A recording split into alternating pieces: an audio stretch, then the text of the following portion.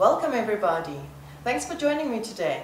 We're still looking at back bends, and today we're going to look at engaging the arms and putting the arms in the correct position for the shoulder to be integrated into the shoulder joint, and then how to lengthen and relax into it so that the neck doesn't take the strain.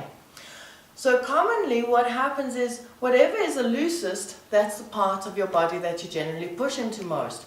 So the part that's very supple often has to be held into position so that whatever's the tightest can actually be opened. So we're going to look at the opening of the back of the shoulder. First we need to look at the rotation of the upper arm. So when you're standing in a normal cat-cow position, fingers nicely spread and the weight down through your index finger knuckle, you'll notice there's an inner rotation of the lower arm. But to engage my chest and to broaden the upper back and to relax the neck and to engage and to let the shoulder be in its place, I need to have an outer rotation of the shoulder joint. So I press down, I lift, make space, and then rotate and broaden the back. So when I do the cat stretch, I prefer to lift myself up on a bolster, a brick or a roller. I'm going to show you the roller first because that's quite a fun one to just continue and exercise for a few rolls. So first I'm pressing down so that I can open up the back and rotate the shoulders, lifting the belly, and then slowly rolling, so not letting my chest drop through. I'm going to show you one where you just letting it go. So I'm not then stretching my shoulders anymore, but when I lift and I almost feel like somebody's pulling me forward and something else is pulling me back, I can really lengthen. And the outer rotation will prevent the lats from disengaging. So a few rolls forward and back. I like the movement instead of holding a pose. Quite nice to let the muscle open and then let the muscle release. So it's not too much strain or at the same time.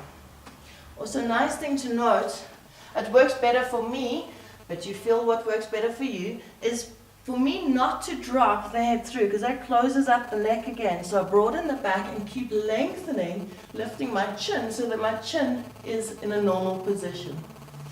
Okay, so you could do that on a brick, you can do it on a bolster.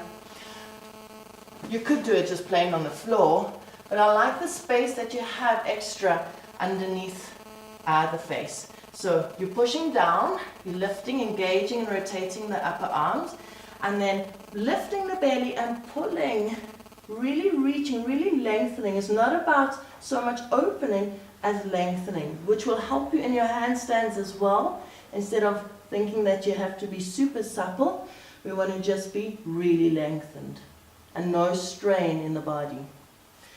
Good. So that works in your yoga practice continuously because we're doing down dog much of the time. So in your down dog, same idea, we're going to press down on the index finger, lift up in the upper arms and rotate the shoulders open and lift the belly, relax the chest, and we're into our downward facing dog. Really trying to lengthen the navel from the index finger. The thighs help to press back. Good, so that's the beginning of my back bend, is working correctly into my down dog. So now we're going to take it into a standing position. So to get my arm open as much as I want to, I need to engage my legs so that my most supple part doesn't move when I want to open the shoulder. So I'm going to stabilize by pressing down. This is the easiest way to teach beginners. You give them a brick and you tell them to hold the brick, and the right muscles just start to engage. So you can see the pelvis rolling back, the ribs relaxing, the thighs trying to press back, the big toes pressing down. And now I've got so much relaxation in the shoulders, there's no tension in the upper body.